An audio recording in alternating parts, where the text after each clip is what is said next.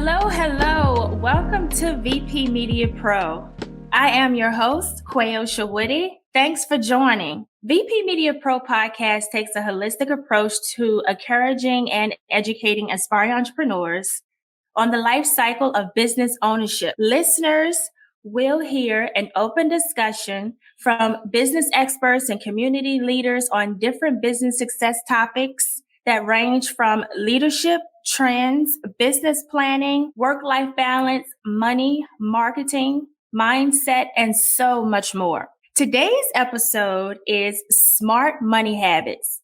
I have the pleasure of introducing a savvy financial advisor who is a loan officer, a landlord, and has an incredible investment portfolio. I want to welcome to VP Media Pro an expert on building personal finance, Chris Watson. Hey, Chris, how are you doing today? Good morning. How you doing today, Ms. Woody? I am doing awesome. Thank you so much for joining here today. And to all the listeners who are tuning in to VP Media Pro for the first time or who has joined us from a previous episode, I would like to start it off talking about, just to get to know you and getting to know all of our experts who come onto our show. So tell us a little bit about you, your background, and how, before you became a loan officer, what did you do and where are you from? Absolutely. Well, first of all, thank you so much for being here. It's a blessing to be with you today. Feel honored and privileged. With that said, my background is, I'm from Richmond. I was born in England to a Jamaican mom and United States Air Force veteran father. They met overseas. So my older brother had me move back here and I was raised in Richmond. How did I get into being a loan officer? It's kind of a long story. I'll tell you the short version today. Okay. I started off working at a local financial institution, a credit union. And there I picked up a lot of information on personal finance. Started off helping folks with their overdraft fees and talking to them about balancing their checkbooks and helping older folks go over their transactions on a day-to-day basis. And from there, I kind of picked up how to, be smart with your budget and how important working your monthly budget out is. And from there, just kind of expanded.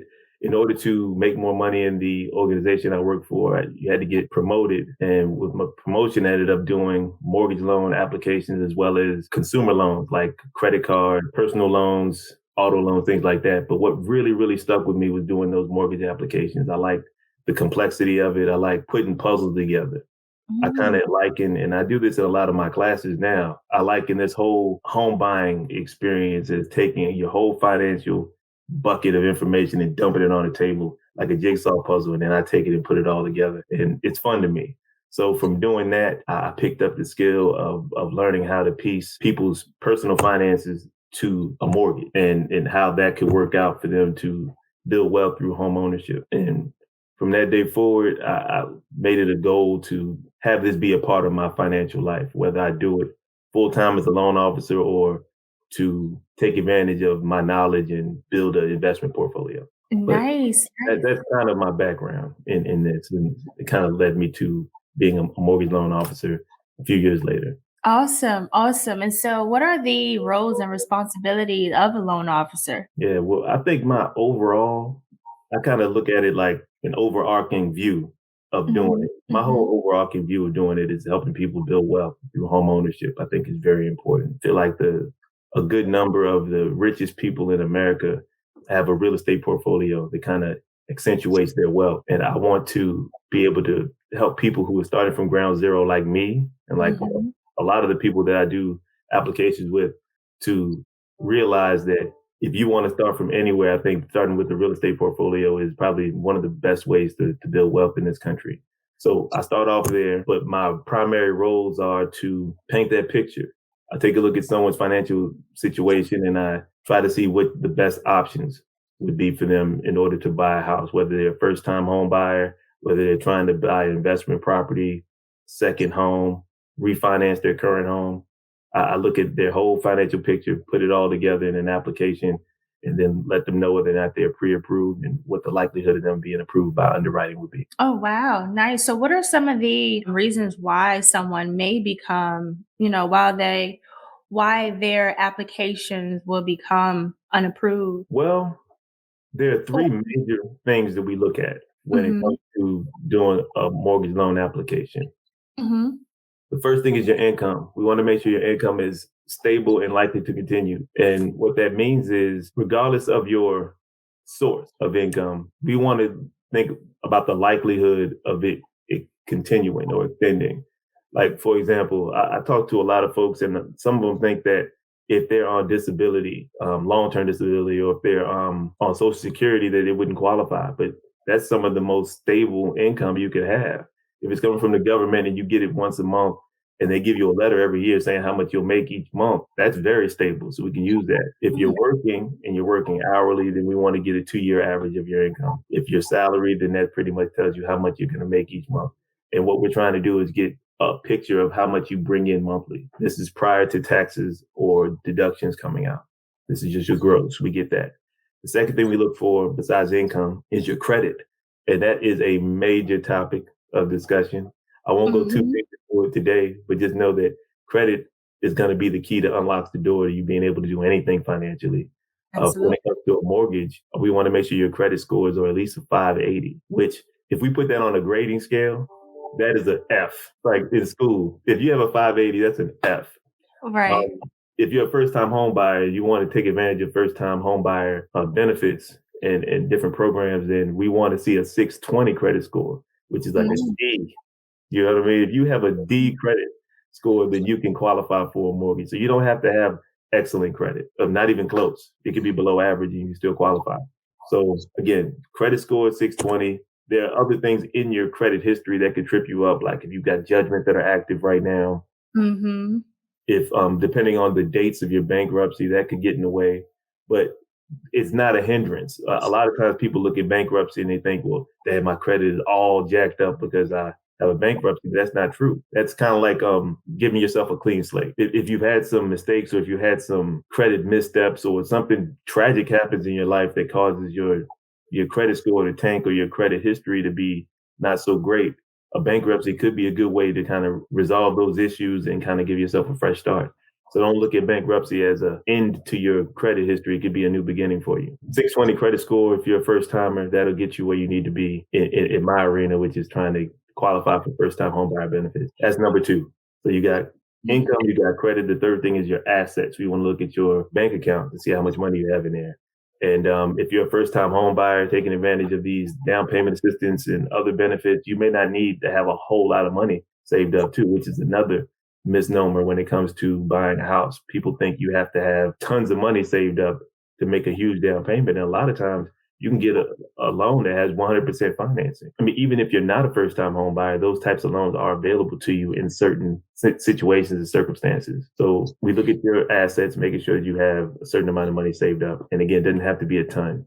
And if you have other questions about that, feel free to reach out. I can talk to you in full detail. Yeah. So going back to what you were talking about the credit, does the bank have a different credit score that they look at or credit system that they look at rather than the three credit bureaus? Because when you go online and you take a look at different bank offerings, they'll tell you, hey, this is your credit score. And sometimes it is actually different than your own credit monitoring report. Yeah, well, we're going to look at the three credit bureaus. With mortgages, we do what's called a tri-merge credit report, which is information from all three composited together.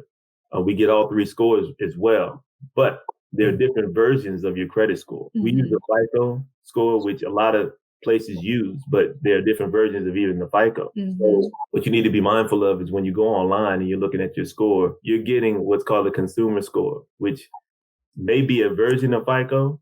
It may not be. It may be a version of some other thing. It could be a Vantage score or something like that, which are other measures of your credit. It may not match what I see. It may not match what you see when you apply for a credit card or an auto loan. They all have different versions that they use in different types of credit that has a different emphasis or different weight to it. My credit pulls are going to be mortgage related or mortgage weighted. So it's going to measure your ability to pay back a mortgage. If you don't have a mortgage in your history, you may see a lower score than you may see online if you go to direct to the source, like to Experian.com or TransUnion.com or Equifax.com. Nice. And so you talked about assets. Let's talk about that a little bit more because we know that owning a home, especially since you're a landlord, that a home is an asset. So can you tell us a little bit about what is home equity? Yeah, well, sure. First and foremost, before we dive into that, Okay. I won't get too deep into this, but a lot of times you'll see if you pay attention and you're online and you see different memes and different articles being printed about Black wealth. Mm-hmm. Another thing I'm positive about that kind of goes into my whole mission of helping people build wealth through home ownership is bridging or trying to eliminate this wealth gap that we have with the Black community to other communities, Mm-hmm. mainly the white community in America. We stop trying to sugarcoat it. Right. If I've seen studies from 2019, 2020, especially since the pandemic has hit, Mm-hmm. that Black wealth has decreased, which was already at a low point to begin with. The average net worth for a Black family in America is like $17,000. Yeah. For a white family, it's like 170, 180,000. Mm-hmm. And I think the main difference is the majority of white families in America own real estate, and the majority of Black families in America do not. Mm. That's pretty much the difference. So to answer your question, what is equity? Equity is, if you're talking about real estate, equity is the value of your owned asset, this being your house, versus how much you owe on it, the balance of your mortgage, if there is one. Mm-hmm. The difference between that balance and the value is your equity. So, for example, say you buy a house and it's $100,000 when you buy it, but 5 years has passed, and now the house is worth 130,000, and your balance has been paid down to 90,000. The difference between that 90,000 and that 130,000 is your equity. That's about $40,000. Mm-hmm. Your overall net worth is going to be the total value of the house minus your liabilities. So if that's all you have, then you have a net worth of about $40,000, Nice. which is well above the average of 17,000. Exactly. So you just position yourself, yeah, well above that average just by owning a home. Absolutely, absolutely. And again, that was just one example of you owning one home that was purchased at $100,000, Mm-hmm. which would, if just from a mortgage standpoint, that's going to be a payment of about $500 a month. And who can't afford that? Yeah. If you work for a living full time, you should be able to afford that.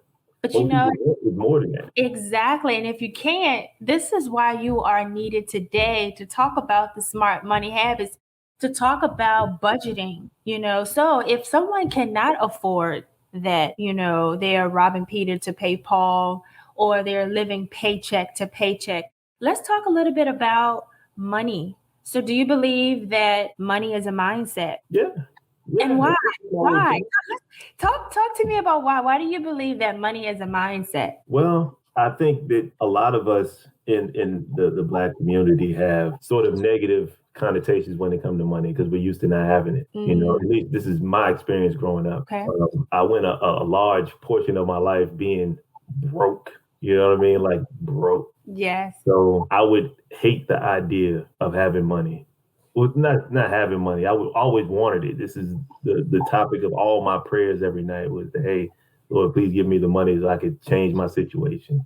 But there are a lot of missteps that happen when folks who don't have suddenly have, or even if it's not suddenly. Say you grow over time and you start working a job that pays X amount of dollars, and you get another one that pays a little more, and it pays a little more, and then your situation changes.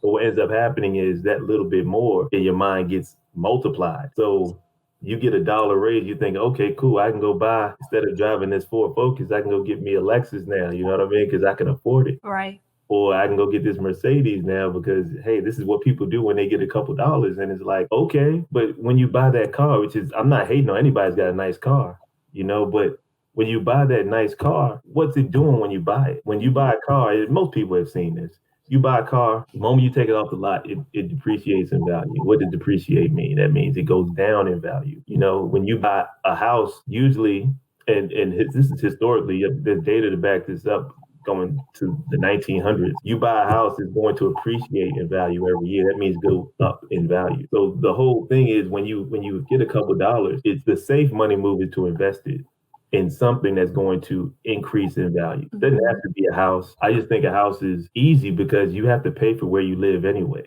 So why not buy something that's going to appreciate, that's functional, that's something that's practical, it's something that you need. I mean, yeah, we all need a car to get around. If you live in Virginia, it's hard to get around without a car. True. Does your car payment have to be $600? Does it have to be $800? If you only make $1,200 a paycheck, which is a decent amount, why would 60% of your paycheck have to go towards your car? You know what I mean? It's not balanced. If you're putting that much money in your car, how much money do you have left for your house, for your food, for your entertainment? These are all things that go into your monthly budget. Absolutely. That was the question you asked. No, you go into that. No, you've covered a lot. Like, so speaking of percentage, is there a percentage that you recommend for someone to allocate towards their car? So you're not saying, hey, don't purchase your dream vehicle, but be smart in your purchase of your dream vehicle. So what percentage of, purchasing your car, like how much of your income should you put towards a new vehicle, or just a car, or having that monthly car note? Okay, well, there is a pie chart that I like to kind of look at that kind of tells you how much of your budget should go towards all your stuff, and the car is included. First and foremost, I think you should really focus on a place to live. I think you should look at a house before a car. But in the absence of that, say you have a lease that you're in for the next 12 months and you need a car to get around. How much should your car be as part of your monthly pie chart of your budget? And I think the car should be no more than about 10 to 20% of your take home pay, not your gross, but your take home. So if on a monthly basis you're taking home $2,000, try to make your car note be no more than $200, maybe $300 at the most, and that's about 15%. That's smart. And so now let's talk a little bit more about budgeting. So what else should a person do with the remainder of their funds? Well, first of all, I think the budget is the key to your financial freedom. If someone puts together a well thought out, smart monthly budget, the sky's the limit for what you can do with your income, regardless of how much you make. I mean, there is a debate in Washington about a living wage and how we should raise the minimum wage, which is definitely true. If you're making less than, say, $15 an hour, then you probably don't have the ability to put a strong budget together, because you're living below the poverty line and you don't have enough to make ends meet. But if you do, say you've gotten a job or you've gotten a couple of jobs and you're able to bring in enough money to put together a solid budget, then I think you should really focus on that first and foremost. For one, where you live should be about 25 to 35% of what you take home. And then, of course, you got shelter. What else is important? You got food. You got to eat. All right. Food should be no more than like 18 to 23% of your monthly budget. And that is if you live by yourself, it's probably less. But if you got a family, like most adults do, you got to factor in the kids and everything. So it could probably go up a little bit depending on how big these kids are. But still, 18 to 23%. If you got to go get you a Costco membership or Sam's Club membership and buy in bulk, then do that, but keep that low. Then you got savings. You got to prioritize savings. It's so important to save. That is 7 to 10%. Think if you're smart, if you got a couple more dollars, you make $20 an hour instead of 15. Then try to put a little bit more in the savings, more than that 10%. But anything less than 7%, you're doing yourself some harm, because things will happen. There will be things that are going to cost more than what your typically monthly budget's able to afford. And if you got some money in savings set aside for those extreme circumstances, you will be good. Otherwise, you can use credit. And that's the next piece. You got to factor in some consumer debt in there. For one, you've got a car that you got to pay for. You want to have at least one credit card just to have a healthy credit score. You need to have some type of revolving credit, a credit card to do that for you. Maybe you got an account that protects your checking from overdraft, like a line of credit. That'll be good too. You want your consumer debt to be no more than 10 to 20%. And looking at the numbers I put together, that does not give you a whole 100%. So you can do whatever the hell you want with the remaining part. Oh, my bad. But still, you don't want your budget to be so restrictive that you got to account for every single penny. Right. What's the beauty of the budget? It doesn't have to be like that. you're going to have a couple dollars remaining to do whatever you want to do. And notice I didn't put, trips or pocketbooks or, whatever people do as their vices. Everyone's got a little something that they spend a couple extra dollars on each month that may not be considered responsible or savings, but still you got to have fun. And that's built into the budget as well. So make sure you give yourself a couple extra dollars to do whatever it is you want to do so that you don't go crazy as a person trying to hoard all their money. Doesn't have to be like that. But if you're able to put that little pie chart together that's got all those different things broken down, you will be fine. And you'll be able to save, which is the key, and your budget's going to be intact and you can do whatever you want to do financially because you'll have good credit because you'll pay your bills on time. You have a couple dollars set aside for your dreams and your goals, and you'll be able to have a couple dollars to have fun. The rest can go towards building your real estate portfolio. Yeah, absolutely. So, okay. So, just to answer that, to ask you another question off of debt and savings, do you think it's better to pay off debt or save an emergency fund? I think it's better. I think it's smart to do both, but if you have debt, you want to pay it off. You don't want to keep debt. Mm-hmm. I think there's going to be some debt that kind of revolves. Like there are going to be some things that you can use debt for that could help you grow. Mm-hmm.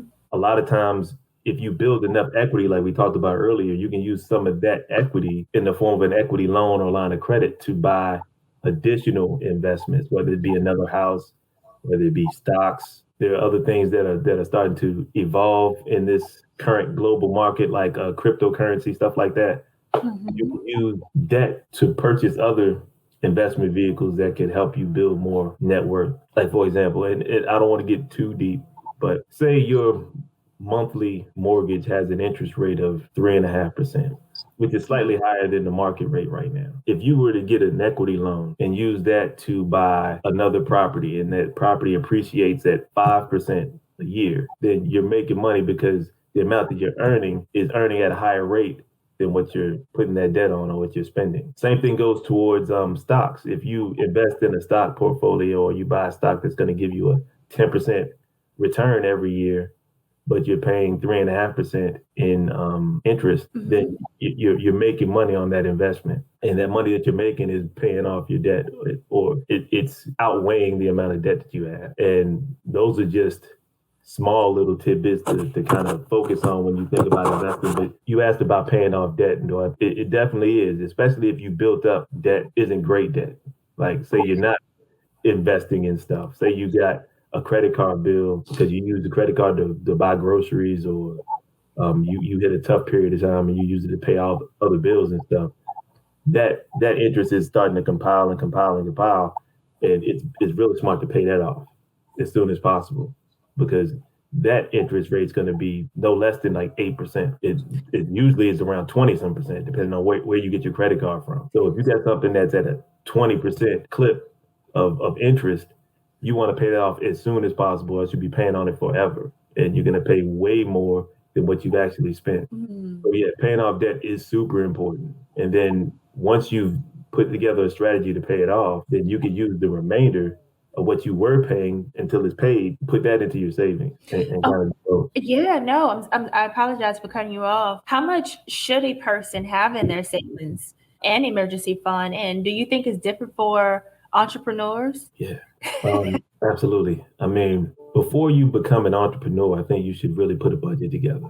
Mm, And if you do that, you'll be able to save what is the recommended amount, which would be 3 to 6 months of your take home pay should be set aside into your savings account for emergencies. And if you have proper insurance coverage, proper warranty coverages on the things that you own, then you won't have to go too deep into your savings in order to take care of those emergencies when they come up. right. But still, 3 to 6 months reserved for a rainy day will keep you safe so that you can kind of realize your vision. If you have a goal to open up a popsicle stand or a lemonade stand or something as an entrepreneur, you can do that and take a loss. I mean, a lot of times when you start a business, you're not going to really see a huge amount of growth in the first year, maybe two. So Mm-hmm. you've got savings set aside to kind of keep yourself afloat until your vision is realized and the Absolutely. popsicle start selling.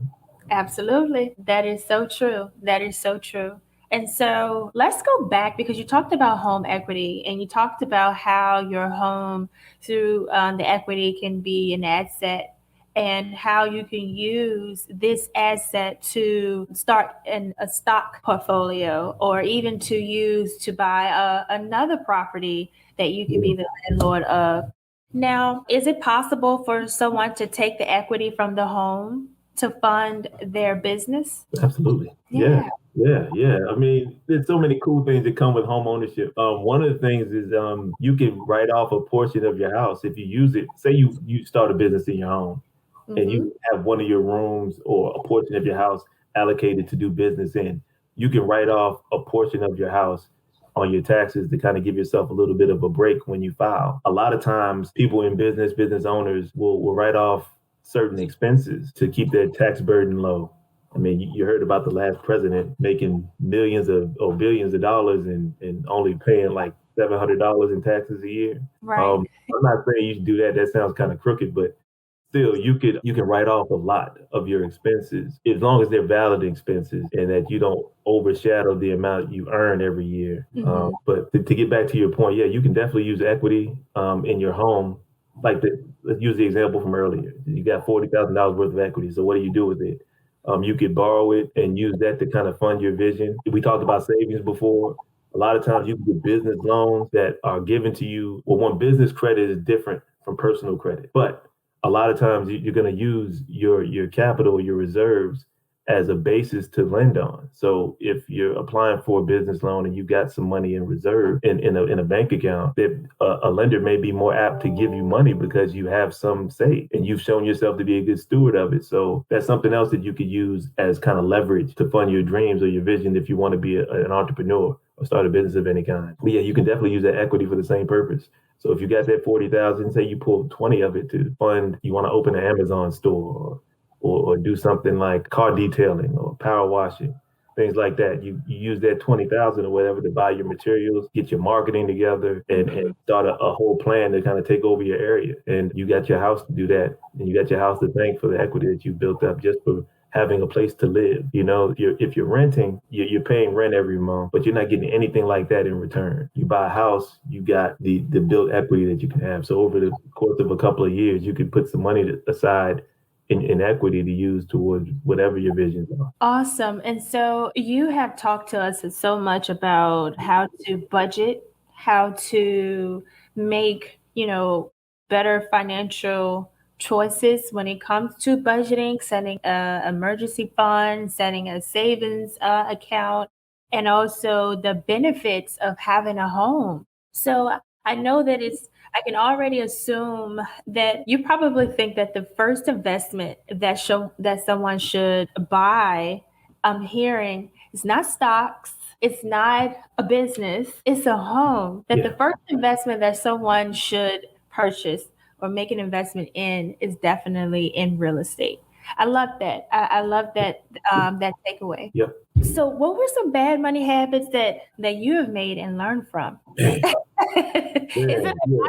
a Yeah. lot? Yeah. I made a ton of mistakes. When I started in personal finance, I got that job at the credit union I mentioned before. I was 27 at the time. So I lived a whole lot. I started college at 18 and I got my first credit card that year. And I blew that, man. Gosh. That was I hear shoot. so many stories about, banks coming, talking about credit card and Mhm. kids having no financial understanding, none whatsoever. It's like, hey, this is my credit card. This is free money. Yep, they got me too. I was on campus at VCU, and I was walking to class, and I was in like the area where the commons are, and there was a table there with some people there with some bright T-shirts on, and they were giving away pizza, and they were like, "Hey, sign up right here for this credit card. You get this money here, and you'll get a free T-shirt." And I was like, "Ooh, T-shirt." You know what I mean? So I got a credit card on the strength of a T-shirt that was being offered for free. Uh, Yeah, so I had no idea what a credit card was and how it worked. Again, this is before I started in finance. So got that credit card and I'm taking people out on dates and buying up the bar, you know what I'm saying? And just being ridiculous. And Yeah, so I blew that, man, and I didn't pay it back, Wow. crushed my credit. So Mm. by the time I was 19, my credit score was in the tank. It was bad. So also that same year, I bought a car, and the car, I didn't know I got finessed at the dealership. It ended up being a lease. I thought it was a purchase for a 4-year term. After the 4 years, they were like, hey, you need to either refinance this car, give it back to us, or pay off the entire balance. And I'm like, what do you mean pay off the entire balance? I've been paying on it for 4 years. It should be paid off by now. My payment Right. was $400 a month. They were like, no, you still owe us another $15,000. I'm like, what are you talking about? Long story short, that car got taken from me. That credit card, I never paid it back. That got closed down, charged off. I had another credit card at the same credit union I ended up working at. That one didn't have the best payment history on it either. So I really destroyed my credit before I turned 21. It was bad. So Wow. you asked me about some bad money habits. It would be to open a credit card and not understand the terms of what you're agreeing to. You don't have to read every single word on the page because it's going to give you like this big 4 or 5 page book with a whole bunch of fine print. Just understand Mhm. that whatever you spend, you have to pay it back. And you may not have to pay it all back in the first month. You have time to pay it back over time, but as long as you make that minimum payment every month, your score is not going to take a hit. Your pockets will take a hit because you got to pay it all back with interest. If you don't pay it all off in that first 30 days, you got to pay it back with interest. But understand that if you make that at least that minimum payment every month, your score will not suffer as a result. It'll likely grow because credit card debt is probably some of the healthiest debt that you could obtain. Right. But you got to understand what you're signing up for. And the key is making at least that minimum payment every month on time. If you do that, your score will continue to grow over time. Absolutely. And I've realized I've learned about credit utilization. Can you talk about that a little bit more? Where, credit utilization, you can, pay it back every month, but although you have a credit limit, there is still a limit within that credit limit that you should spend every single month. Can you talk to us a little bit about the credit utilization? Yes, indeed. I'll talk about credit score in general. All right. Okay. There are 5 different pieces to your credit score that you need to be mindful of, and I'll talk to you about them in order. All right, the first thing is your payment history. Payment history is huge. All right, it's 35% of your score. What that pretty much means is if you sign an agreement to pay somebody back for money that you lend or that they lend to you, you have to make sure that you make at least the minimum monthly payment on time every month. 35% of your score is payment history. 30% is credit utilization. You brought that up. Credit utilization pretty much measures the amount that you have available to you Mm-hmm. versus how much you've used and not paid back within a certain month. So credit cards are the easiest thing to kind of measure this against. So if you have a credit card open in your name, say that credit card has a limit of $100. I'll keep it simple. And you use $50 on that. You go get some gas and say you got a SUV, it's $50 to fill it up. All right. So you used 50 of that $100 you have available. That's 50% of your available credit. Your credit utilization is that percentage. So as you go up, say you use another $20 on snacks from the gas station. All right, you going on a big trip. That $70 that you use at 100, that's 70% utilization. So as you use more and not pay it back at the end of the month, your score is going to go down. As you pay that back, your score is going to increase. They say that every percent of your credit utilization that you take advantage of equals a point on your credit score. So if you use 70% of that $100 or $70 of that $100, then you may have cost yourself about 70 points credit wise. Wow. But as you pay it back, you pay back that whole 70, now you have a 0% utilization, then your score is going to be increased by as much as 100 points. So it is huge to know. And as you extrapolate that out, say you get a limit of 1,000, or that grows to 5,000, 10,000. The percentage that you use is the amount of points that you are short on your credit score. So that's another thing. So that's 30% of your score there. Another piece of your credit score is the length of time that you had it open. So another benefit to having a credit card is it's revolving credit, meaning that it does not close unless you close it or the lender closes it. A lender's not going to close your credit card if you pay on it every month and if you use it routinely. It doesn't have to be ran up all the way to the max, but if you are using it and you're paying it off monthly, then merchant or lender is going to be inclined to keep it open for you. The longer you keep it open, the stronger your score is going to be over time. Next thing is the types of credit that you have. If you have a wide variety of credit types. You've got open or revolving credit. You've got closed-ended credit, like a personal loan, like a mortgage, like a car loan, something that has a set term. Your car loan is good for 60 months. On the 60th month, if you made payments every single month on time, on the 60th month, your credit or your car loan is going to close. That's closed-ended credit. If you got student loans, stuff like that, it's a wide variety of these different credit types. You're rewarded for having different types and performing on them well. I think I did one, two, three, four, five. Fifth one is new credit. All right. So as you open up new accounts, your score may take a hit. I liken it to going to King's Dominion or Busch Gardens and getting on a wooden roller coaster. When you start off on the track, you're going straight. Then there's a little dip, and then it goes up. That's kind of like how new credit happens for you. When you open up a new credit account, your score is going to dip a little bit and go down. But I liken it to you building momentum.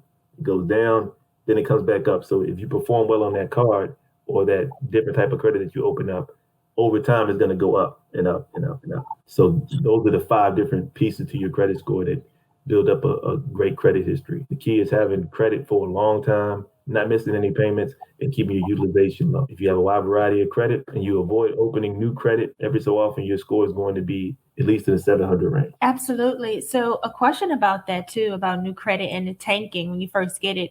I've actually seen that. And I've had conversations in circles, and there were some people who understood, and there were some people who were actually really upset because, not really understanding that when you do open a new line of credit, it does call your credit score to go down. Can you explain that a little bit more for those who are listening? They probably have opened up a new line of credit and they want to get themselves on the right track and increase their scores overall so that they can, maximize the personal finance. Why do your credit score tank when you do open up a new line of credit? It's a good question. All right. So, first of all, your credit is like your resume. Okay. All right. So as you go throughout life getting new jobs or whatever, you add another job to your resume. When you have your credit pulled by a lender, they're looking at your resume to determine whether or not they should hire you or whether or not they should give you new credit. So when you open up a new type of credit, especially if, like I mentioned before, one of the 5 different measurements is type of credit that you have. If you're opening up a new type of credit that you've never had before, the lender's not going to know how you're going to perform. So as a result, it's like, all right, your score goes down a little bit just so we can see how you're going to perform with it. And then as time goes on, if you make proper payments and you kind of handle business the way you should, then your score is going to be even higher than it was before you got the card or before you got the type of credit that you opened. But just know that when you open up new credit, there is a momentary hit. Sometimes it just depends on what type it is. Again, if it's a new type you've never had before, you may see a drop more so than if you've got different types of or the same type of credit that you're opening up now.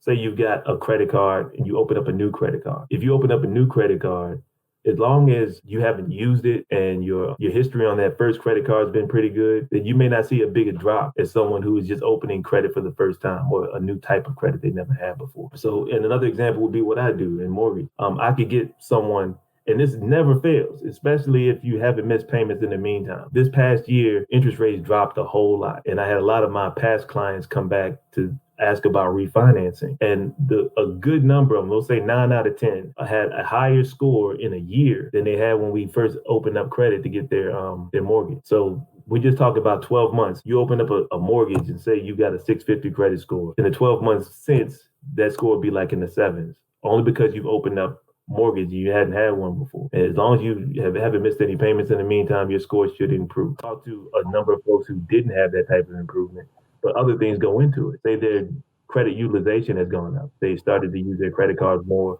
and now their balance on the credit cards higher than it was when they started with it. And they may have a lower score as a result. So it's all, you got to weigh all 5 of those different pieces of the puzzle, and it's going to determine what your credit score is. But as long as you can check off all 5 boxes, you'll be good. Hope I didn't take you too far off the beaten path with that answer. No, this was really, really helpful. And so it looks like there's a step-by-step system to personal finance when it comes to credit and also when it comes to budgeting. When you talked about the percentage of your debt put in towards your emergency fund, all of those. So why do you think people struggle with budgeting? Because we broke for the most part. I mean, Just yeah, for real. I like to keep things simple. And a lot of us come from backgrounds that you don't make a lot of money, you're not used to it. So how do you budget if your bills are more than what you bring home? Absolutely. You know what I mean? It doesn't make sense to try to budget in that case because you're not gonna have enough either way. But Right. still, that's when you should really buckle down and budget even more. Because then you can figure out like, all right, if I make $700 a month and my bills are $800 a month, there's a problem. I need to figure out how to resolve this. And typically, the resolution, I should say, is to either get another job, Right. find something that pays you more, or spend less. You know what I mean? Yep. So it could be that simple. So I guess what I would say to someone who has those types of struggles would be still, if you haven't talked to someone like me who works in personal finance or gone to your local bank or your credit union and had a conversation with one of the bankers there, you should really do that in order to figure out what a budget looks like. And if they can't give you a straight answer on budget, then give me a call and I can sit down and talk to you about it. Of course, the means to the end, in my case, would be for you to buy a house at the end of it. But if you're not really in a position to buy a house right now, you think you're not, then the first step should be putting a budget together. And I can help you do that and understand what that means. Right. To help you towards making the right and healthier choices financially to have a home, to have a house ultimately. I Mhm. love that. I love that. So it's almost like you're with them literally at the beginning of their financial journey. Yeah, yeah, Yeah. that's the case with a lot of my clients. A lot of folks that I talk to, and it can be people who make a lot of money. They have not really thought about or tackled the whole idea of budgeting and what that really means. And it's up to me to kind of take a look at their whole financial picture and kind of put things in order for them so that going forward, after they buy their house, they're in a position to do much more. I think it's always best to have someone with you throughout everything so they can, help you like you mentioned, make the best financial decision for themselves as well as for the family. And Mhm. as you mentioned at the very beginning, generational wealth. Right. So what does financial freedom mean to you? That's huge. That means everything. You brought up generational wealth, and I feel like part of financial freedom is being able to pass along wealth to the next generation and have enough for the next generation after that. I think financial freedom is being free to not look at debt as a something that disables you. You know, debt could be used to strengthen your financial position. So you want to use everything in your circumference as a tool. I mean, a lot of people, and I've heard financial gurus kind of mention this like debt's bad. You should never have debt. You should never have to pay XYZ each month because it's bad. And no, it's not, man. A lot of us aren't in a position to buy a $300,000 house just straight up cash. A lot of us can't. Some of these debt gurus can because they're making money on the backs of people who are paying them for advice, you know? But how did they get in that position? They didn't start off in that position. And if they did, it's because they had generational wealth. Their parents gave them money, and their parents before them gave them money, which was all built on the backs of slavery. But I won't go there.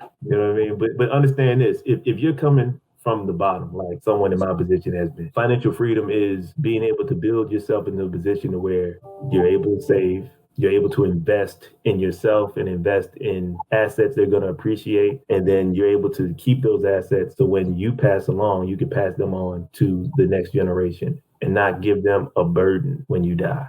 Right. I meet a lot of people who have, say, one of their parents passes away and their parents left them with bills, you know, and that's definitely not financial freedom. I want it so when I pass, sure, I've got some debt that I have right now. I'm paying a car note right now. I'm paying mortgages, sure, but I also have enough assets generated and enough insurance to where if something were to happen to me, I'm not leaving a burden to my family. They're gonna Absolutely. be able to pay off all my debt, and they've got assets they can play with, they can do things with. So if my son wants to be an astronaut or be a rapper or a doctor or whatever he says he wants to be today, he can go do that because he's got the ability because I left him something. And that's what financial freedom is. Though also another aspect of financial freedom is being able to do what you want to do on Right. a day-to-day basis. I work, I have a job. I have to do my job in order to eat. So I'm not financially free right now, but I'm working towards that. And that's what everyone's goal should be. Is working towards that. And you're already putting yourself into that position by even being a landlord. So you're actually on both sides of the fence as a serving as a loan officer and also a landlord, which is awesome. Is there another popular financial advice that you disagree with? Disagree with. Yeah. Let's see. I try to focus on things that make me happy and things that I agree with.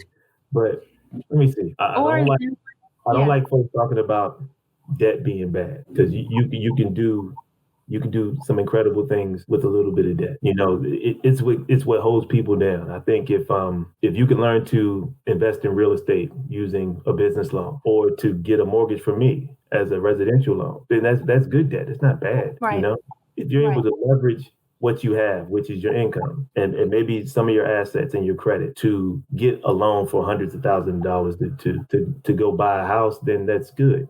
It's not bad. Hmm. What else do I not agree with? Or is there a popular financial advice that you do agree with that makes you happy? Yeah, there's a ton of that. I I mean, you even like, lit up as well when I said that. You even lit up. So I will remember not to ask you that other question. But no, is no, it's okay. I mean, it depends. If I'm talking about it and it comes to mind, I'm like, that's what I don't like. there? But mainly the folks talking about debt is bad. I don't like that. What I do like though is some of these new creative things that are being developed. Yeah. Like for one, a lot of states are legalizing cannabis, marijuana. Hmm. So there are a lot of dispensaries, there are a lot of companies that are being born out of that. And we're on the front end of these things making some huge gains. And there are people who are investing in these companies that are really making a lot of money right now. The return on an investment for someone investing in a marijuana dispensary or company is huge. And so that gets me excited. And my brother's real hype about that. He's put a couple dollars into a cannabis company and he's starting to see that come back and he's making a good amount of money doing it. I like certain cryptocurrency investments. A lot of people made a ton of money in Bitcoin. I missed the boat on that. Like, no, seriously, like I feel like, really yeah. when there are a lot of times I'm a strong believer in God. I pray, I read the Bible daily, and Hmm. I have a strong relationship. And about we'll say between 7 and 10 years ago, when Bitcoin was first being introduced, Uh-huh.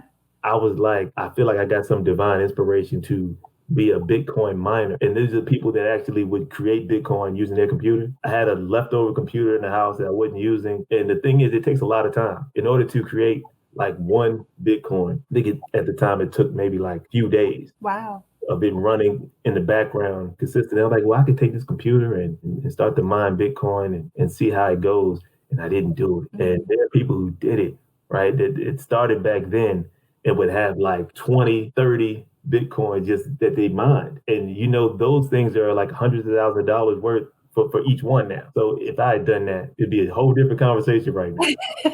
Absolutely. Well, you know what? I hear that there is still, time for you to, it may not be as fruitful for those who did invest early, but there's still an opportunity for you to invest in Bitcoin. But Yeah, um, or other cryptocurrencies too. I mean, there are other things that are at their infancy stage right now that Bitcoin was back then that you could definitely benefit from. There are different apps that you could download that kind of give you the option to invest in Bitcoin or other types of cryptocurrency. I know Cash App is very popular. A lot of people have that and mhm. invest in Bitcoin there. You can put a couple dollars in, and as Bitcoin fluctuates in the market, your money can fluctuate with it, and that can be beneficial too. I know some people who are making money doing that, and that's just simple. You Right. put a couple dollars from your checking account, throw it in there, and see how it goes. And there are other different types of cryptocurrency too. It doesn't have to just be Bitcoin that you can invest in and make a solid amount of money in. So that's out there too. Yeah, absolutely. Speaking of too, as we're beginning to come to a close on the video for today, and also for those of you who are listening to the VP Media Pro, I am so excited, learning so much from Chris, talking to you all about smart money habits. Now, let's talk about the future of the currency. Looks like we're going towards the digital, or we are going towards digital and how we do money. What are your thoughts on that? Yeah. We saw it with the pandemic, where at the height of the pandemic or the height of the shutdown, where businesses were like they didn't know whether or not they were going to be open or closed. The only ones that you saw open were grocery stores, and then we had a coin shortage where they couldn't give you change, Right. or some places stopped taking cash altogether because the exchange of money they didn't know that was a way that people were contracting the virus. So it all went to just using your card, or if you had like a way to pay on your phone, you can do it that way. And that kind of gave you like a precursor to what the world is eventually going to go to, which is I think paper money is going to go away. I'm saying with coins. I think we're about to do away with coins now. Like if it's not in the next 5 to 10 years, probably a little bit later. But yeah, I think it's all going to digital. You're gonna see, and you see it now. I mean, folks who have $1 million in the bank, you can't just go to the bank and say, I want to withdraw $1 million. I mean, maybe Floyd Mayweather can do it, rappers do low duffel bag, I got $1 million in my bag.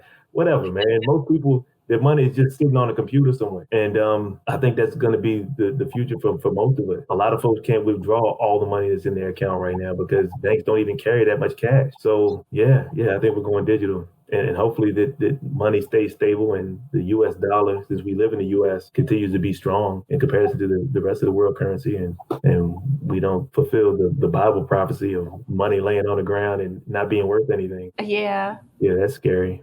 That is very scary. That is extremely scary. So no, hopefully not right now or not anytime soon. Right. However, one of the last questions that I really want to ask is there an app or several apps that you use or that you recommend for someone to help them to maximize budgeting?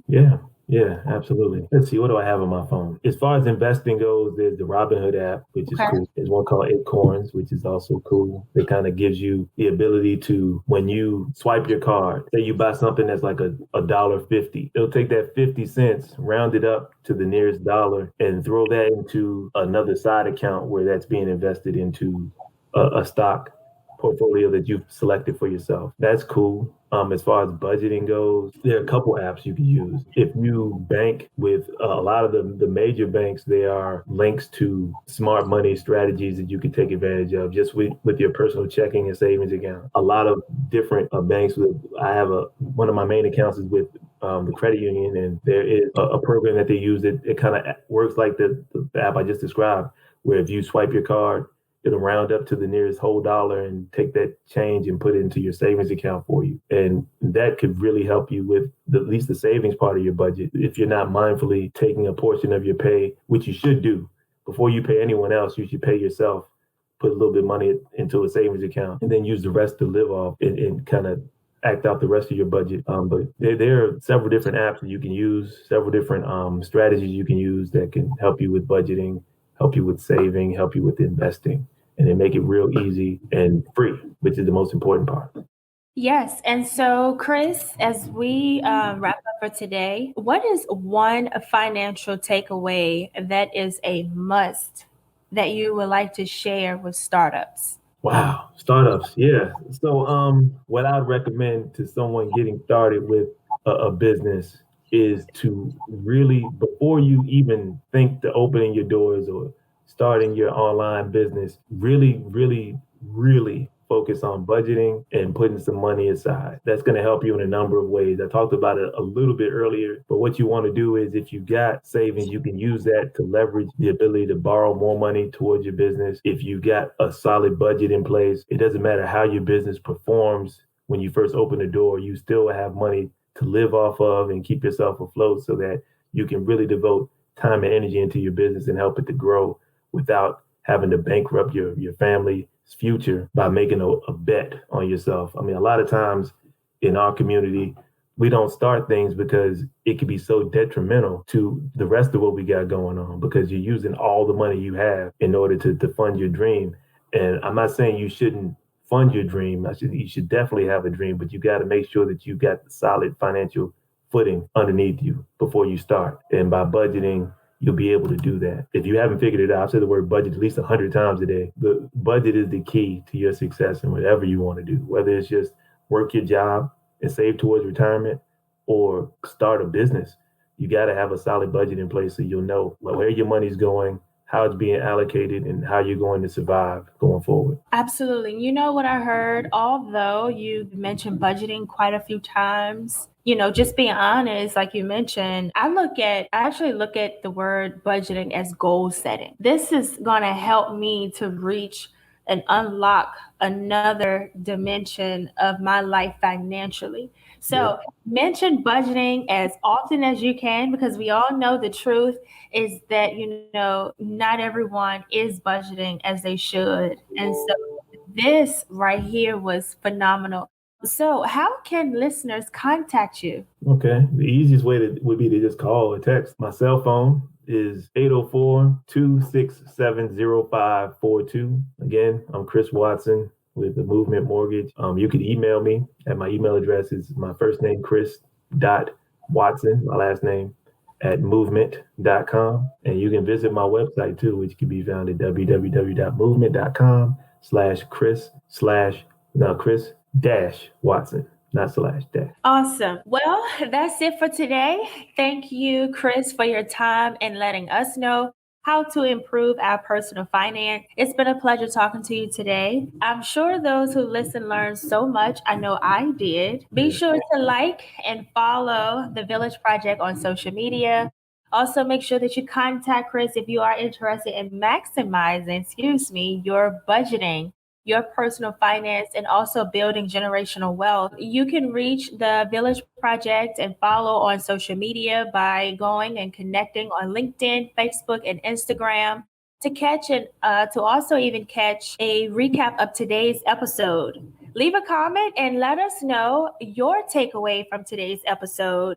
Also, subscribe to the emailing list at www.villageproject.net to receive notifications on when new episodes post and so much more. Again, thank you all for listening. Thank you, Chris. As always, grind hard and self-care harder. Absolutely. God bless everybody.